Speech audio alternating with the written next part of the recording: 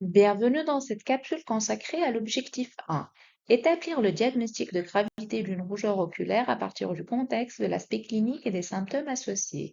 Nous allons voir ensemble les éléments d'alerte à ne pas manquer pour orienter une prise en charge urgente.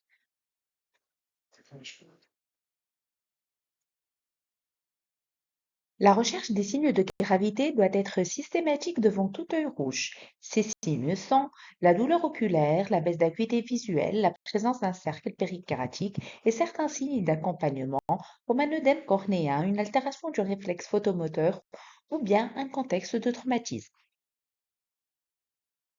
L'interrogatoire est la première étape cruciale. Il permet de préciser la date d'apparition de la rougeur, si celle-ci elle est récente ou ancienne, brutale ou progressive. Le type de la douleur, superficielle ou profonde, évoquant plutôt une uvéite ou un glaucome aigu.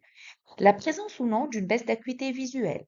Les antécédents ophtalmologiques ou généraux, très utiles dans les uveites ou sclérites inflammatoires. Et bien sûr, le contexte de traumatisme qui oriente immédiatement vers une suspicion de plaie perforante. Ces éléments permettent déjà une première orientation.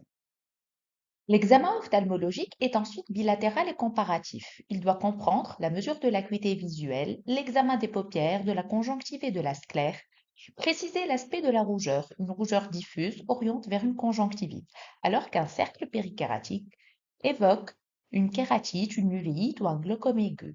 Attention, la rougeur périkératique ne disparaît pas avec l'instillation de la néocinéphrine.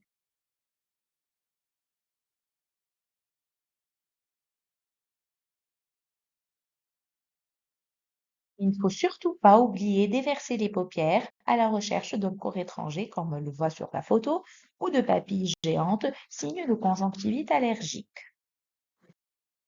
On examine ensuite la cornée, sa transparence, son intégrité avec le test à la fluorescéine et sa sensibilité. L'iris et la pupille apportent aussi des indices. Les synéchies orientent vers une uvéite, une semi-mydriase réflective vers un glaucome aigu. L'examen de la chambre antérieure est très important. Il faut apprécier sa profondeur et rechercher un tindal, signe d'uvéite. La mesure de la pression intraoculaire doit être systématique, sauf en cas de traumatisme perforant suspecté. Une hypertonie peut révéler un glaucome aigu ou une uvéite hypertensive. Alors, pour résumer, devant un œil rouge, trois grandes situations se distinguent. Un œil rouge sans douleur ni baisse d'acuité visuelle, c'est généralement bénin, une conjonctivite virale.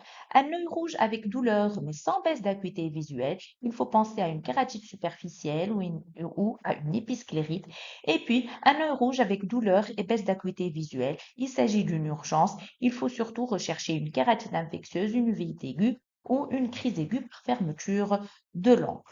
En conclusion, la distinction entre les formes bénignes et les urgences ophtalmologiques repose sur quelques questions clés et un examen orienté. Douleur, baisse d'acuité visuelle, cercle périkératique et hypertonie oculaire sont les piliers du raisonnement clinique dans l'œil rouge. Un œil rouge douloureux avec baisse d'acuité visuelle est toujours une alerte.